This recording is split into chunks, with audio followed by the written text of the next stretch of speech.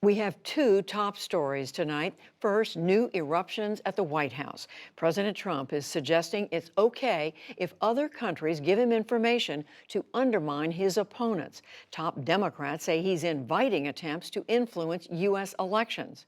And new explosions in troubled waters.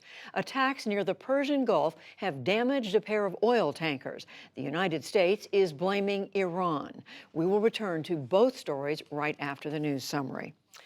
The White House today dismissed a call to fire presidential aide Kellyanne Conway. The U.S. Office of Special Counsel, unrelated to Special Counsel Robert Mueller's office, said that Conway repeatedly violated the Hatch Act, a law that limits political activity by government employees. The independent agency cited Conway's criticism of Democratic presidential candidates. It also quoted her as saying, "If you're trying to silence me through the Hatch Act, it's not going to work." The White House condemned the finding as deeply flawed. Separately, President Trump announced that White House Press Secretary Sarah Huckabee Sanders is leaving at the end of the month. At a White House event, he called her a warrior. Sanders said she's going home to Arkansas to spend more time with her family. This has been the honor of a lifetime, the opportunity of a lifetime.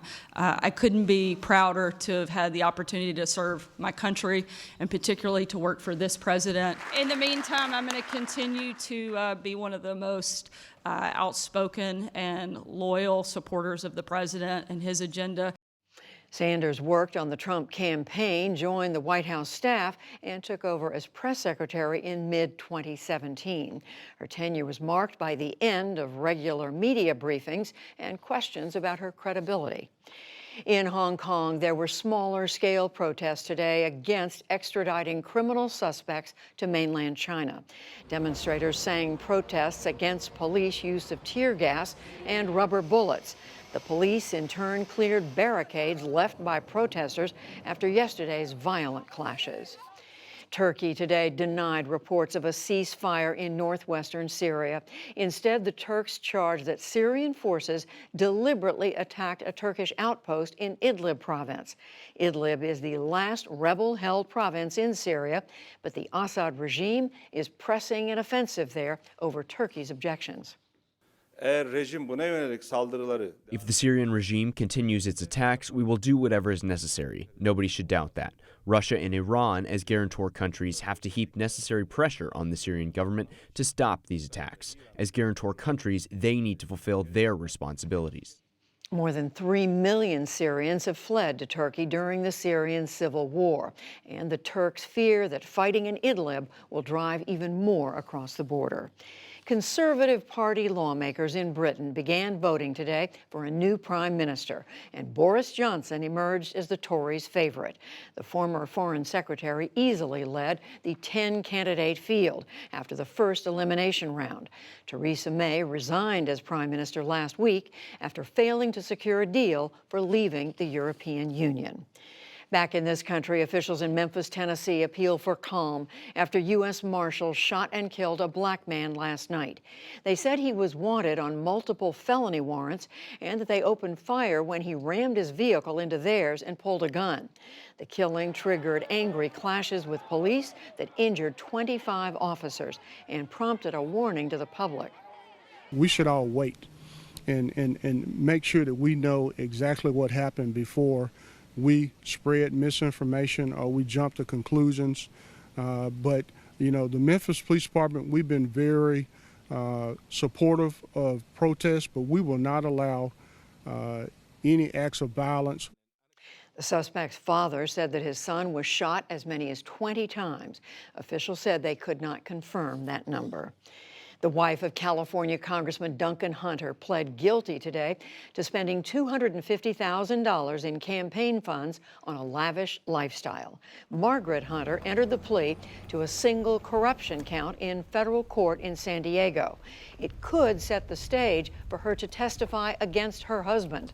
The Republican congressman has blamed his wife for mishandling the funds. Michigan prosecutors have dropped all criminal charges against 8 people in the scandal over lead-tainted water in the city of Flint. The state's Solicitor General announced plans today to restart the investigation. She said a previous prosecutor failed to pursue all the evidence. The initial probe began in 2016, and so far no one has served any jail time. The field is now set for the first Democratic presidential debates, which are held later this month in Miami. The Democratic National Committee says that 20 of the 24 candidates made the cut based on fundraising and polling.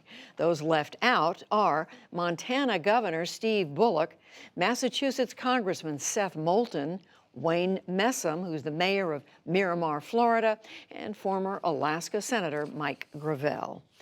On Wall Street, jitters over the attacks near the Persian Gulf pushed up oil prices and stocks. The Dow Jones Industrial Average gained 102 points to close at 26,106. The Nasdaq rose 44 points, and the S&P 500 added 11. And pro hockey's St. Louis Blues celebrated their first Stanley Cup today. The Blues beat the Boston Bruins 4-1 in Game 7 of the finals last night.